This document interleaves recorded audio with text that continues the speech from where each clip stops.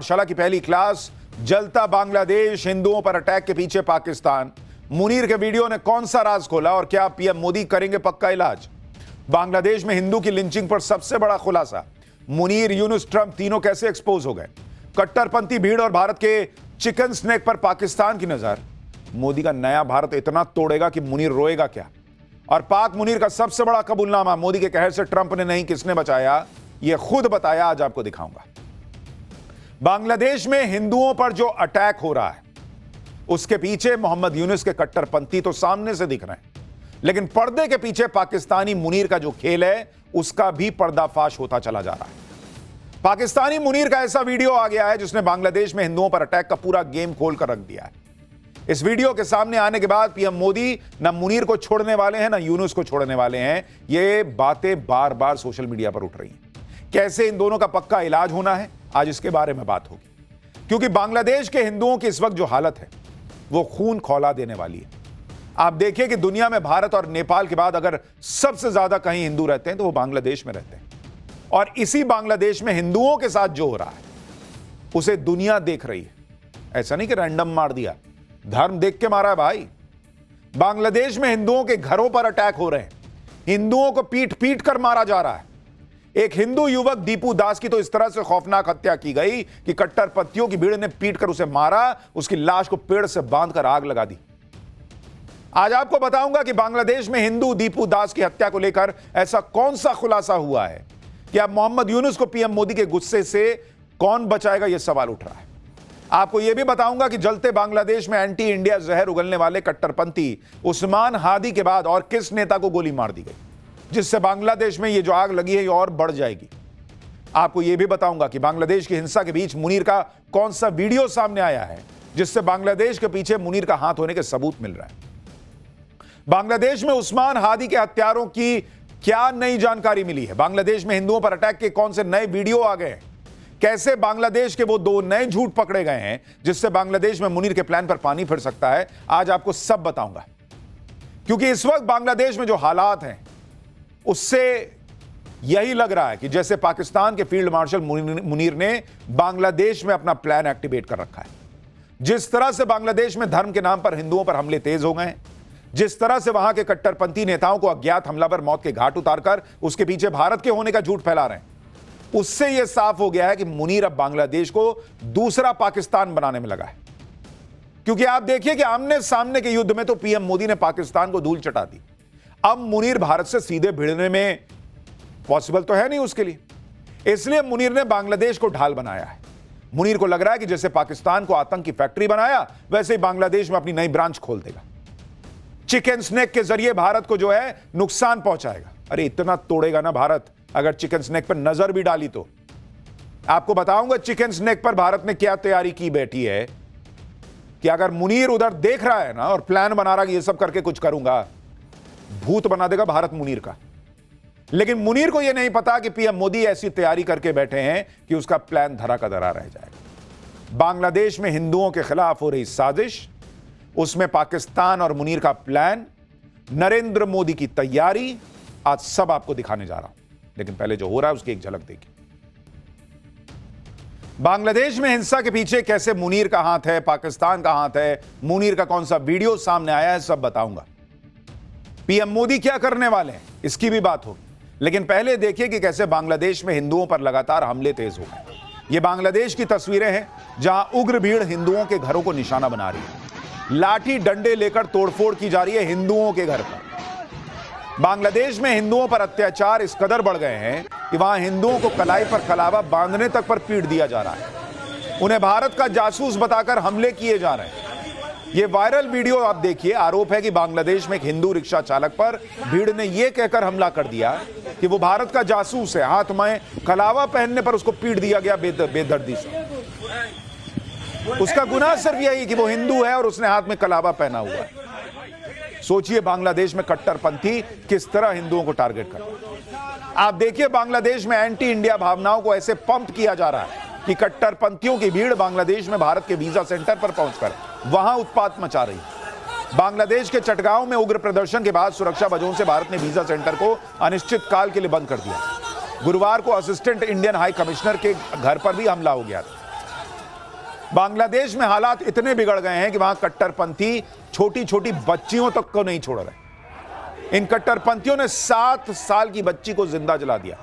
21 नवंबर को बांग्लादेश के लक्ष्मीपुर जिले में बीएनपी नेता 21 दिसंबर को बांग्लादेश के लक्ष्मीपुर जिले में बीएनपी नेता बिलाल हुसैन के घर के बाहर ताला मारकर आग लगा दी गई, जिसमें उसकी 7 साल की बेटी की जिंदा जलकर मौत हो गई। बांग्लादेश में एंटी इंडिया हिंसा कमजोर न पड़े, इसके लिए वहां के कट्टरपंथी युवा नेताओं को हमला किया जा रहा है और उसका आरोप भारत पर डालकर लोगों को भड़काया जा रहा है। उस्मान हादी के बाद बांग्लादेश के एक और स्टूडेंट लीडर को गोली मार दी गई है और गोली सिर पर लगी है, हालत गंभीर है। अज्ञात हमलावरों ने सोमवार को बांग्लादेश के खुलना शहर में इंटरनेशनल सिटीजन्स पार्टी के केंद्रीय श्रमिक संगठन के नेता मोहम्मद मोतालेब सिकदर की गोली मारकर हत्या कर दी। गोली मार दी मतलब अभी जिंदा है। यह हमला ऐसे वक्त में हुआ है जब बांग्लादेश की जांच एजेंसी यह खुलासा कर रही है कि उस्मान हादी के हत्यारे अभी देश में हैं या नहीं, यह क्लियर नहीं है। जबकि पहले ही माहौल बना दिया गया कि अरे उस्मान हादी को तो मार के भारत भाग गए हत्यारे, भारत ने उनको शरण दे रखी है। अब यह भी खुलासा हो रहा है कि उस्मान हादी की मौत के पीछे जिन आरोपियों का नाम आ रहा है उनका कहीं कोई कनेक्शन बांग्लादेश की छात्र राजनीति से था। यानी हो सकता है यह हत्या आपसी रंजिश में की गई हो, पाकिस्तान ने करवाई हो, लेकिन इल्जाम किस पर डाला जा रहा है? भारत पर। और कट्टरपंथी भारतीयों को, हिंदुओं को निशाना बना रहे हैं। बांग्लादेश की स्पेशल ब्रांच के चीफ रफीकुल इस्लाम का बयान आप सुन लीजिए, जो खुद कह रहे हैं कि हमारे पास कोई सबूत ही नहीं है पुख्ता कि हादी का हत्यारा भारत भाग गया है। बांग्लादेश की पुलिस खुद बता रही है भाई कि उनके पास कोई जानकारी नहीं है कि हत्यारे भारत भाग गए या भारत का इसमें हाथ है। बांग्लादेश में अभी जो हो रहा है वो सब कुछ इन दोनों चेहरों के इर्द गिर्द घूम रहा है। पहला नाम तो उस्मान हादी का है जो भारत विरोधी बातें करता था। दूसरा हिंदू दीपू दास का है जिन्हें कट्टरपंथियों की भीड़ ने शिकार बनाया और बेरहमी से मारा, पेड़ पर लटकाकर जला दिया। उस्मान हादी और दीपू दास की हत्या का कोई सीधा सीधा कनेक्शन नहीं है, लेकिन इधर बांग्लादेश में कट्टरपंथी नेता की हत्या हुई, उधर बांग्लादेश में हिंदुओं पर हमले तेज हो गए और इन हमलों का पहला शिकार दीपू दास हुआ। इन दोनों ही हत्या को अंजाम देकर भारत को फंसाने और भारत को उकसाने के लिए झूठा प्रोपेगेंडा फैलाया गया। पहला झूठ कि छात्र नेता उस्मान हादी की हत्या के पीछे भारत का हाथ है, हत्यारे वारदात को अंजाम देकर भारत भाग गए। वहां की पुलिस खुद कह रही है कि कोई सबूत नहीं कि भारत का हाथ है और भारत भाग गए। दूसरा झूठ, बांग्लादेश के हिंदू दीपू दास ने इस्लाम पर विवादित टिप्पणी की थी, विवादित पोस्ट किया था, यह आरोप लगा, जिस वजह से भीड़ ने उसको मार डाला। लेकिन जांच में यह भी सामने आया कि उसने कोई ऐसा पोस्ट नहीं किया, कोई इश्निंदा का मामला नहीं था। ये दोनों झूठ फैलाकर बांग्लादेश में भारत विरोधी, हिंदू विरोधी भावनाओं को भड़काया गया है और इन सब के पीछे पाकिस्तान और मुनीर का दिमाग बताया जा रहा है। आप देखिए कि बांग्लादेश में कट्टरपंथियों की भीड़ ने सरेआम दीपू दास की जान ले ली। दीपू दास की हत्या के पीछे यह कहानी गढ़ी गई कि दीपू दास ने इस्लाम के खिलाफ टिप्पणी की थी। यह आरोप लगाया गया कि उसने फैक्ट्री में कुछ आपत्तिजनक बोला था। किसी ने आरोप लगाया कि उसने फेसबुक पर कुछ लिखा था जिससे भीड़ भड़क गई। लेकिन अब ये दोनों ही बातें गलत साबित हुई। खुद बांग्लादेश की पुलिस ने कहा कि दीपू दास ने फेसबुक पर कुछ भी आपत्तिजनक पोस्ट किया ही नहीं था, इसका कोई सबूत ही नहीं है कि उसने ऐसा कुछ किया। जब पुलिस ने पूछताछ की तो हर कोई यह कहने लगा कि उन्होंने सुना था कि दीपू दास ने कुछ बोला है आपत्तिजनक, यानी एक अफवाह फैलाई गई, सबने उस पर यकीन किया। दीपू दास सही में इश्निंदा का दोषी था, इसके कोई सबूत ही नहीं है।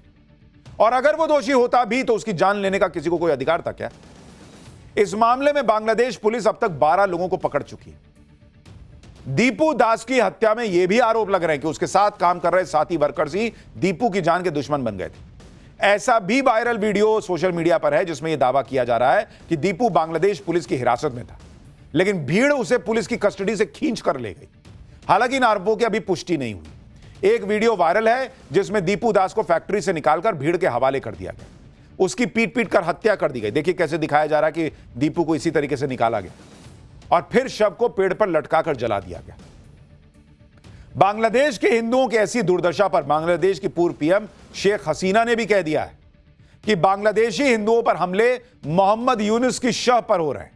यूनुस ने कट्टरपंथियों को मंत्री बना दिया है, आतंकवादियों को यूनुस ने जेल से रिहा कर दिया है।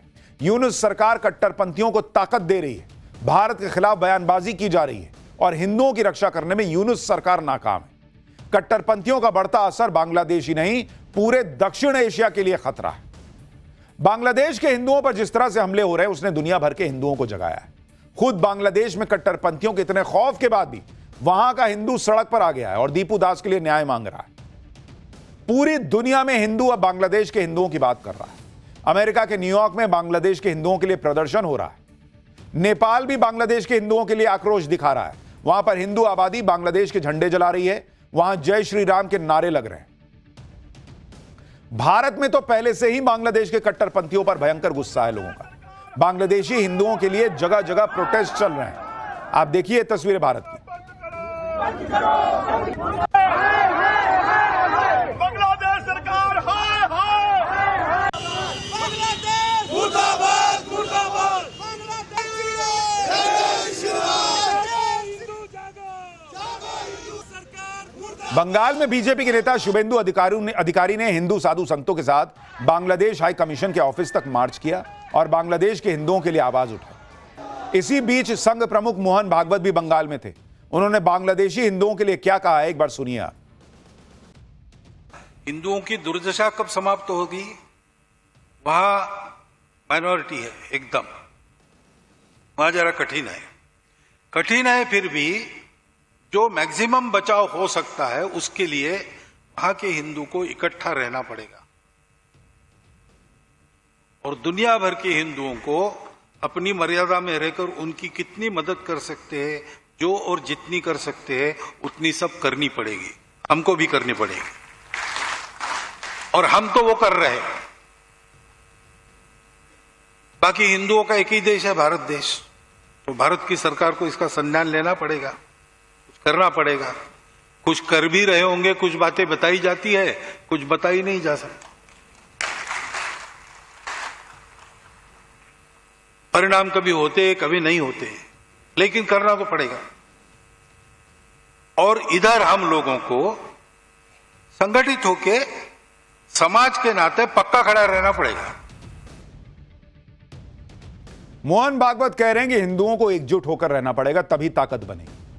लेकिन सोशल मीडिया से लेकर हर जगह यह भी सवाल उठ रहा है कि वो तमाम इकोसिस्टम, वो तमाम नेता जो फिलिस्तीन में क्या हो रहा है उसको लेकर जो है वो चिंतित रहते हैं, वो बगल में बांग्लादेश में हिंदुओं के साथ कुछ हो रहा है उस पर क्यों नहीं बोलते? हिंदू एक होगा तभी इन कट्टरपंथियों का इलाज हो पाएगा, नहीं तो ये कट्टरपंथी दिनों दिन ताकतवर होते चले जाएंगे, जैसा कि बांग्लादेश में हो रहा है। ये मोहन भागवत को भी लगता है, आरएसएस को भी लगता है। बांग्लादेश में अभी जो आग लगी है वो और भी भड़क सकती है, क्योंकि बांग्लादेश में जिस उस्मान हादी की हत्या के बाद कट्टरपंथियों ने देश को जला दिया, उस उस्मान हादी के हत्यारों को बांग्लादेश अब तक पकड़ नहीं पाया। इससे बांग्लादेश की यूनुस सरकार पर भी सवाल उठ रहे हैं कि क्या यह देरी जानबूझकर की जा रही है ताकि गुस्सा और भड़के। क्योंकि आप देखिए कि शनिवार को जब उस्मान हादी का जनाजा निकला तो उसे एक शहीद की तरह विदाई दी गई। ऐसा दिखाया गया जैसे बांग्लादेश का कोई रियल नायक मर गया। उस्मान हादी के जनाजे को भारत विरोधी भावनाओं को भड़काने का अड्डा बना दिया गया। आप देखिए हादी के जनाजे में कैसे हजारों लाखों की भीड़ जुटने दी गई। वहां भारत विरोधी नारे लगे ताकि यह मैसेज चला जाए कि हादी की मौत का जिम्मेदार भारत है। उस्मान हादी की मौत के बाद जनाजे में जो भीड़ जुटी उसने बांग्लादेश में और बवाल काट दिया। मातम के माहौल के बीच हादी के कट्टरपंथी समर्थकों ने बांग्लादेश की संसद पर धावा बोल दिया। बैरिकेड तोड़कर ये लोग संसद परिसर में घुस गए, वहां तोड़फोड़ मचा दी। आप देखिए दिन में बांग्लादेश में उत्पात मचाने वाले हादी के समर्थक रात को मातम के बीच डीजे पार्टी भी कर रहे हैं। उस्मान हादी का परिवार भी भारत के खिलाफ जहर उगल रहा है। उस्मान हादी की बहन ने भारत को चेतावनी देते हुए कहा है कि we Bangladeshis will not rest until Indian dogs are completely wiped out. Hadi के समर्थक भी भारत के खिलाफ जहर उगल रहे हैं। यह कहा जा रहा है कि भारत के भिड़ने के लिए हमने हर किसी को ट्रेन करना होगा, क्योंकि भारत से सामना करना होगा। हमें खुदीराम बोस और आजाद नहीं दिखते, हमें तो उस्मान हादी दिखता है। हादी एक क्रांतिकारी था, एक क्रांतिकारी लीडर था। बांग्लादेश के लोग जिन भारतीयों को गाली दे रहे हैं वो भूल गए कि उनकी हालत पाकिस्तान ने क्या बना के रखी थी, और अगर भारत ने साथ ना दिया होता तो आज वो बांग्लादेश की खुली हवा में सांस न ले रहे होते, और आज भारत को आंख दिखा रहे हैं लोग। भारत के खिलाफ बोलने वाले हादी को अब कट्टरपंथी देश का नया नायक बनाया जा रहा है। उसकी तुलना बांग्लादेश को आजादी दिलाने वाले शेख मुजीबुर रहमान से हो रही है। भाई पूरा बांग्लादेश का डीएनए बदलने की साजिश चल रही है। ढाका यूनिवर्सिटी में जो हॉल शेख मुजीबुर रहमान के नाम पर था, अब उस्मान हादी हॉल नाम दे दिया गया है। यह ठीक वही पैटर्न है जो पाकिस्तान कश्मीर में अपनाता था, जहां सेना के हाथों मारे गए किसी आतंकी को शहीद बनाकर उसे कश्मीर का नया पोस्टर बॉय बनाने की साजिश रचता था। अब वही फॉर्मूला मुनीर बांग्लादेश में चला रहा है। एंटी इंडिया उस्मान हादी को नायक बनाकर बांग्लादेश में कट्टरपंथियों की नई फौज खड़ी करने में लगा है। आप ये देखिए कि बांग्लादेश में जो उग्र भीड़ सड़क पर उतरकर कभी अखबार का दफ्तर जला रही है, कभी नेता का घर जला रही है, उस भीड़ के हाथों में आईएसआईएस के झंडे दिख रहे हैं। और ये तस्वीरें तब की हैं जब हाल ही में कट्टरपंथियों की भीड़ ने ढाका में शेख मुजीबुर रहमान के घर पर हमला कर दिया था। ये कौन लोग हैं, समझ में नहीं आ रहा है दुनिया को। ये किसके इशारे पर काम कर रहे होंगे, ये समझ में नहीं आ रहा है। उस्मान हादी की मौत के पीछे पाकिस्तान का हाथ है और उसके कई सबूत सामने आने शुरू हो गए। बांग्लादेश में हादी की हत्या के पीछे कट्टरपंथी संगठन जमाते इस्लामी बांग्लादेश का हाथ होने की खबरें। यह वो संगठन है जिसका पाकिस्तान से गहरा कनेक्शन है। बांग्लादेश की आजादी के वक्त से यह जग जाहिर है कि वो पाकिस्तान से जुड़ा हुआ है। उस्मान हादी की मौत को लेकर बांग्लादेश की बीएनपी पार्टी की बड़ी नेता नीलोफर ने चौंकाने वाला दावा किया। नीलोफर ने बांग्लादेशी मीडिया को दिए इंटरव्यू में दावा किया है कि हादी का संदिग्ध हत्यारा जमाते इस्लामी से जुड़ा हुआ है। नीलोफर के मुताबिक जमाते इस्लामी के नेता ने ही उस आरोपी की 2 बार जमानत कराई जिस पर उस्मान की हत्या का आरोप है, जिसमें एक बेल बॉन्ड तो उस्मान की हत्या से कुछ महीने पहले भरा गया था। नीलोफर ने यह भी दावा किया है कि इस खुलासे के बाद से उसकी जान को भी खतरा हो सकता है। ये आरोप ऐसे वक्त में लग रहे हैं जब हाल ही में पाकिस्तान के आतंकी संगठन हाफिज सईद के बांग्लादेश आतंकी संगठन जैश-ए मोहम्मद और लश्कर के जो आतंकी हैं उनकी तमाम बातें बाहर आई। हाफिज सईद के बांग्लादेश जाने और वहां आतंकियों की नई फौज खड़ी करने की खबरें आई थी। बांग्लादेश में जो भी हो रहा है उसका बांग्लादेश के इलेक्शन से भी कनेक्शन है। शेख हसीना की सरकार हटने के बाद बांग्लादेश में इलेक्शन होना था और यह 12 फरवरी को होना था। यानी अगले 5 साल बांग्लादेश में भारत फ्रेंडली सरकार रहेगी या भारत विरोधी सरकार रहेगी, यह तय होना है। इस वजह से पाकिस्तान यह मौका छोड़ना नहीं चाहता। मुनीर पूरा जोर लगा रहा है कि अगले 5 साल बांग्लादेश में भारत विरोधी सरकार हो और इसलिए इलेक्शन से ठीक पहले उस छात्र नेता को मरवा दिया जो एंटी इंडिया स्टैंड रखता है, जो शेख हसीना का विरोधी है, वो शेख हसीना जिसने भारत में शरण ले रखी है। इससे बांग्लादेश इलेक्शन में भारत विरोधी नैरेटिव बनेगा। उन नेताओं और कट्टरपंथी पार्टियों को फायदा होगा जो एंटी इंडिया है। यानी बांग्लादेश के चुनाव से पहले पूरी प्लानिंग की गई। जिस तरह से बांग्लादेश में कट्टरपंथी हावी हुए हैं वो एक दिन में नहीं हुआ। इसके पीछे पाकिस्तान की लंबी चौड़ी साजिश है और इससे जुड़ा मुनीर का एक नया वीडियो सामने आया जिसमें वो जिहाद का नाम ले रहा है, अफगानिस्तान का नाम ले रहा है।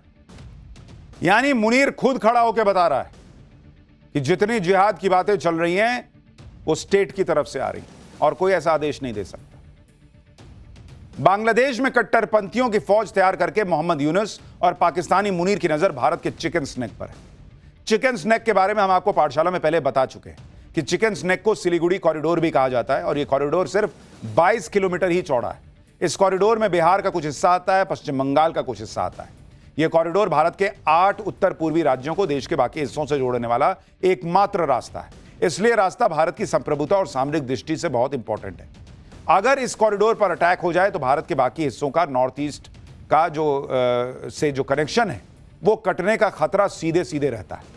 भारत के चिकन स्नैक के एक साइड में नेपाल है, दूसरे साइड में बांग्लादेश है और एक साइड में भूटान है। इसके वेस्ट में नेपाल है, नॉर्थ में भूटान है और साउथ में बांग्लादेश है। सिलीगुड़ी कॉरिडोर के आसपास करीब 80 छोटे टाउन और गांव हैं। इसका कुछ हिस्सा बिहार के किशनगंज में भी आता है और कुछ हिस्सा पश्चिम बंगाल के दार्जिलिंग, उत्तरी दिनाजपुर, जलपाईगुड़ी, अलीपुर द्वार और कूच बिहार में आता है। मुनीर और यूनुस चाहे कितने ही सपने देख लें, कितना ही प्लान बना लें, पीएम मोदी ने चिकन स्नैक को अभेद्य किला बना के रखा हुआ है।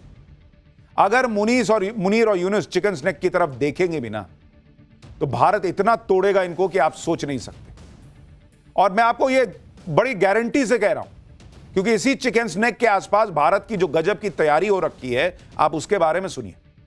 पूर्वी सीमा पर भारत ने बांग्लादेश को ध्यान में रखते हुए 3 नए सैन्य ठिकाने बना दिए, बामुनी, किशनगंज और चोपड़ा। यह चिकन स्नैक की सुरक्षा के लिए। इसके अलावा भारतीय सेना मिजोरम में 4थे सेना बेस की समीक्षा कर रही है जो बांग्लादेश सीमा के पास है और मौजूदा सैन्य ठिकानों की मदद करेगा। भारत का त्रिशक्ति कोर जिसका मुख्यालय सिलीगुड़ी के पास सुकना में है, वो सिलीगुड़ी कॉरिडोर की सुरक्षा देखता है। यहां पर T-90 टैंक के साथ युद्ध का अभ्यास होता रहता है जो ऊंचाई और नदी वाले इलाकों में गजब की तैयारी कर चुके हैं। इसके अलावा इंडियन एयरफोर्स का हाशिमारा बेस चिकन नेक के बेहद करीब है। और बांग्लादेश बॉर्डर से सिर्फ 80 किलोमीटर दूर है। यहीं पर राफेल खड़ा है, S-400 और ब्रह्मोस तैनात है। एयरफोर्स के बाकी लड़ाकू विमान यहां पर है। मैंने कहा ना, चिकन स्नैक की तरफ ये देखेंगे तो भारत तोड़ के रख देगा इनको। भारत ने इस पूरे इलाके में आधुनिक एयर डिफेंस सिस्टम लगा रखे हैं, जिनमें S-400 से लेकर स्वदेशी आकाश तक शामिल है। ऑपरेशन सिंदूर के बाद भारत ने ड्रोन युद्ध की क्षमता भी बढ़ा दी है। ड्रोन की ऐसी टुकड़ियां बनाई गई हैं जो FPV और कामिकाजे ड्रोन से लैस हैं। आप देखिए, मुनीर और बांग्लादेश को सबक सिखाने के लिए पीएम मोदी ने ऐसा इंतजाम किया है जिससे पाकिस्तान को 1971 वाली मार याद आएगी। पीएम मोदी ने उस बटालियन को चिकन नेक के पास तैनात कर दिया है जिसने 1971 में पाकिस्तान से युद्ध लड़ा था। त्रिपुरा के सीएम ने बताया कि 1971 के भारत पाकिस्तान युद्ध में लड़ने वाली सेना की एक बटालियन को पड़ोसी बांग्लादेश में बढ़ती अशांति के मद्देनजर राज्य में तैनात किया गया है। भारतीय सेना की जिस बटालियन ने मुक्ति वाहिनी को प्रशिक्षण दिया था और 1971 के युद्ध में भाग लिया था, वो अब राज्य में तैनात है। साल 1971 के युद्ध के दौरान भारतीय सेना की पर्वतीय डिवीजन, विशेष रूप से 20वीं पर्वतीय डिवीजन, 33वीं कोर और 8वीं, 6ठी और 4थी पर्वतीय डिवीजन ने पूर्वी पाकिस्तान, जो कि अब बांग्लादेश है, उस मोर्चे पर महत्वपूर्ण भूमिका निभाई थी। यानी वहां भी एक मैसेजिंग दे दी गई है कि भाई 1971 में जिन्होंने फोड़ा था वही खड़े हैं, बहुत मार मारेंगे। लेकिन पाकिस्तान सुधरने वाला नहीं, बांग्लादेश और उसके कट्टरपंथी सुधरते लग नहीं रहे, और इसलिए भारत को एक्शन लेना होगा। नरेंद्र मोदी को बांग्लादेश के हिंदुओं के बारे में सोचना होगा कि आखिर ये हो रहा है तो इसको कैसे रोकना है।